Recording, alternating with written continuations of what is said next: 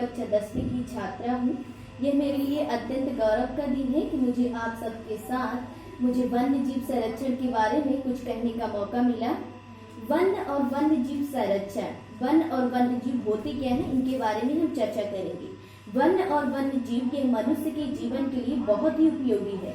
One मनुष्य को बहुत सारी वो उपलब्धियां देती हैं और जीव भी मनुष्य के लिए बहुत लाभदायक। यदि वन नहीं रहेगा तो जीव नहीं रहेंगे, लेकिन वन और वन्य जीव अब दोनों खतरे में हैं।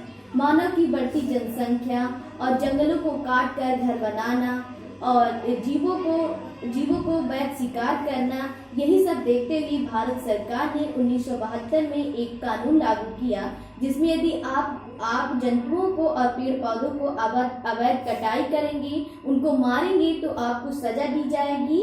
तो ये भारत सरकार का सफल योजना रहा और ये हम सब का कर्तव्य है कि हम वन और वन्य जीव को बढ़ावा दें, आगे बढ़ाएं। लेकिन हम अपने लालच के वश में वनों को काट रहे हैं। जैसे कि अपने घरेलू उपयोग में झाड़ू, ये हिरण का प्रिय भोजन होता है, लेकिन हम झाड़ू को काट रहे हैं और उनका हिरण का हम पेट मार रहे हैं। तो ये बहुत लाभदायक नहीं है हम लोगों के लिए, ये उनके लिए हानिकारक हो रहा है। और जो जंगलों के किनारे झाड़ी रहती है, उनको काट कर हम ला रहे हैं, उनके नीचे जो दीमक लगती हैं, वो भालू के लिए अच्छा खाना होता है, लेकिन हम अपने जरूरतों की पूरा करने के लिए हम वनों को उजाड़ रहे हैं और जो वन्य जीव हैं उनको भी बहुत परेशानियां जा रही हैं। इसलिए हम सब मिलकर वन और वन्य जीव को बढ़ावा दें, आगे बढ़ाएं और जो भी ऐसा गैर कानूनी काम करता है उनके लिए कुछ सजा दिलवाएं और हम सब मिलकर वनों को आगे बढ़ावा दें।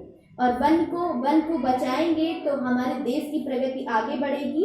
हमारे भारत में कम से कम 40% भूभाग पर वन है और वहाँ रहने वाली चीते भी हैं। चीते जैसे थे, अब 1950 से हमारे यहाँ चीता नहीं रह गया था, लेकिन अब पहले थे। हम वन काट दिए, उनके अनुसार उनको अनुकूल जगह नहीं मिला, इसलिए वो चीते यहाँ नहीं रह पाए।